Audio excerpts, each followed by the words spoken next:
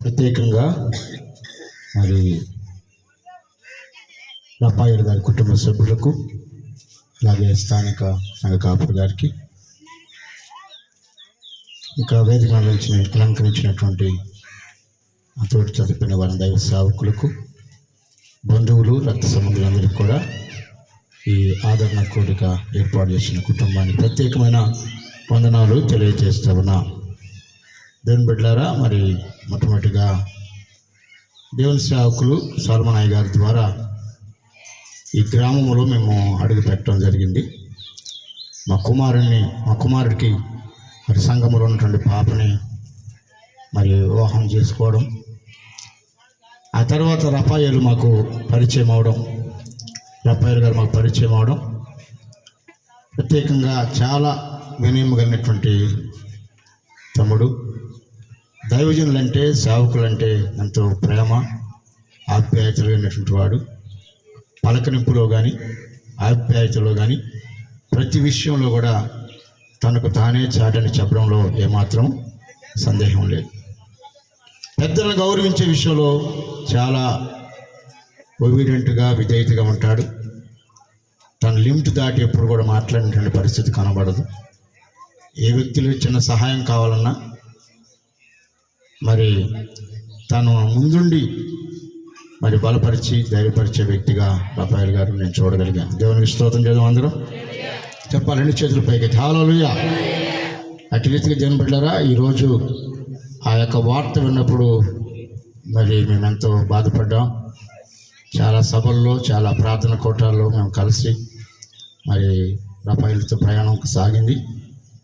ఈ విధంగా ఒక మాట చెప్తాను, ఏంటంటే ఈ లోకం ఎవరికి శాశ్వతమైనది కాదు. మనం ఎంత సంపాదించినా, లేకపోతే అది పేరే కావచ్చు, మంచి పలుకుబడే కావచ్చు, సమాజంలో మంచి విలువైన ఏది మనం సంపాదించినా ఏది శాశ్వతం కాదు అనేటువంటి విషయాన్ని జ్ఞాపకం చేసుకోవాలి. ఇందాక దైవ సేవకులు చెప్పినట్టుగా మనుషులు చనిపోయిన తర్వాత ఏమైపోతారు, కానీ వాక్యం చెబుతుంది మన్నైనది వెనకటి వలె మట్టికి చేరుతుంది, ఆత్మ మాత్రం దేవుని యొక్క సన్నిధిలోకి వెళుతూ ఉంది. కాబట్టి దేవుని బిడ్డలారా, మరి ధనవంతుడు లాజరు మనం చూస్తాం. ధనవంతుడు ఈ లోకంలో ఎంతగానో రిచ్గా, ఉన్నతంగా బ్రతికాడు, విలాసవంతమైన జీవితం జీవించాడని, ఏ రోజు కూడా ప్రభువుని ప్రార్థించిన వాడు కాదని, చెరుకు తను అతిశయించాడు. నా ప్రాణమా తిను, త్రాగు, సుఖించు అని అతిశయపడినప్పుడు దేవుడు అన్నాడు, వెర్రివాడా, ఈ రాత్రి నీ ప్రాణాన్ని అడుగుతున్నాను, నువ్వు సంపాదించినవి ఎవని వగును అని చెప్పినప్పుడు అదే ఊరిలో ఉన్నటువంటి ఒక పేదోడి పేరు బైబిల్ రాయబడింది, కానీ ధనవంతుడి పేరు మాత్రం వ్రాయబడలేదు. ఆ పేదవాడి పేరు ఏంటంటే లాజరు, దరిద్రుడు. మరి చాలా మరి ఆ యొక్క ఏమీ లేనటువంటి వ్యక్తిగా బ్రతికినప్పటికీ దేవుడు నమ్మకం ఉంచాడు. ఈరోజు ఈ కుటుంబంలో ఒక మాట చెప్పగలను, ఈ గ్రామంలో కూడా మంచి సాక్ష్యాన్ని కాపాడుకొని దేవుని పనికిచ్చిన ప్రాముఖ్యత ఇంకా దేనికి కూడా ఇవ్వడం, అటువంటి ఆ మంచి మనసు కలిగినటువంటి బిడ్డ ఈరోజు మన మధ్య లేకపోవచ్చు. కానీ నేను ఒకటి చెప్పగలను, ఒక రోజున ఆ ధనవంతుడు అగ్నిగుణంలో వేతన పడుతూ ఆ పేద లాజరు, అబ్రహాము రోమును అనుకున్నటువంటి లాజరును చూసి, తండ్రివైన అబ్రహామా, నీ దగ్గర కూర్చుంటున్న లాజరును ఒకసారి నాకు పంపించిన, దాహం తెచ్చమని ఎట్లయితే అనగలిగాడో అదే రీతిగా దేవుని రాకడలో రపాయల్ని మనం చూడబోతున్నాం. నన్ను స్తోత్రం చెప్పండి, హల్లెలూయా. ఒక చిన్న మాట చెప్పి నేను సమయాన్ని వృధా చేయను, కానీ ఒక మాట జ్ఞాపకం చేస్తాను. ఒక తల్లి తన కుమారుని ఎంతగానో ప్రేమిస్తూ వచ్చింది. ప్రతిరోజు కూడా తన కుమారుని బయటకు వెళ్ళినా, లోపలికి వచ్చినా, ఇంట్లోకి వచ్చినా, ఇంట్లో బయటకు వెళ్ళినా ప్రార్థన చేస్తూ ఉండేదట. ఏమని? అయ్యా, నా కుమారుడికి నీ కంచె వెయ్యి, నా కుమారుడికి నీ భద్రత ఇవ్వు, నా కుమారుడికి నీవు తప్ప ఎవరు నా కుమారుని కాపాడలేరు అని చెప్పి ప్రార్థన చేస్తూ ఇటు పంపించిన ప్రార్థన కాపుదల ఉంచి పంపిస్తూ ఉండేదట. లేక ఒకే కొడుకు పుట్టాడు. అయితే ఆ సందర్భంలో జరిగిన సంఘటన ఒకటి ఏంటంటే, చదివి మంచి ప్రయోజకుడు అయ్యాడు. ఆ ఒక్క కుమారుడికి దేవుని కాపుదల ఉంటా వచ్చిందని నమ్మింది. ఆ కుమారుడు దేవుని బిడ్డలారా మరి యుద్ధ భూమిలో ఉద్యోగం చేయడానికి ఒక మంచి జాబ్ వచ్చిందంట. వెంటనే సంతోషంగా వచ్చి, అమ్మా నాకు ఇలా ఉద్యోగం వచ్చింది, నేను మిలిటరీలో జాయిన్ అయిపోతున్నాను అని చెప్పంటే, అయ్యా ఇక్కడుంటేనే ఎంతో బాధపడుతున్నాను, నీ కొరకు నేను ప్రార్థన చేస్తున్నాను దేవుని కాపుదల ఉంచమని.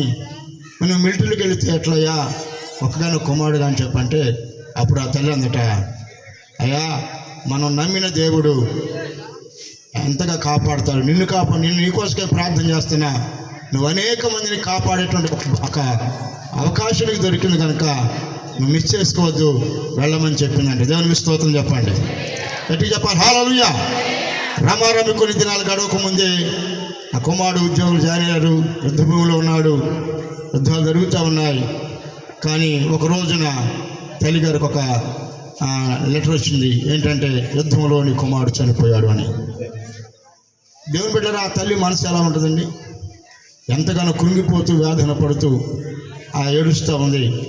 కానీ నాకు ఒక నమ్మకం ఉంది, ఏంటంటే ఇశ్రాయేలుని కాపాడువాడు కొనుకడు నిద్రపోడు, యెహోవాయే నా బిడ్డను కాపాడుతున్న నమ్మకం మాత్రం, వాక్యం మాత్రం అమలు ఉంది.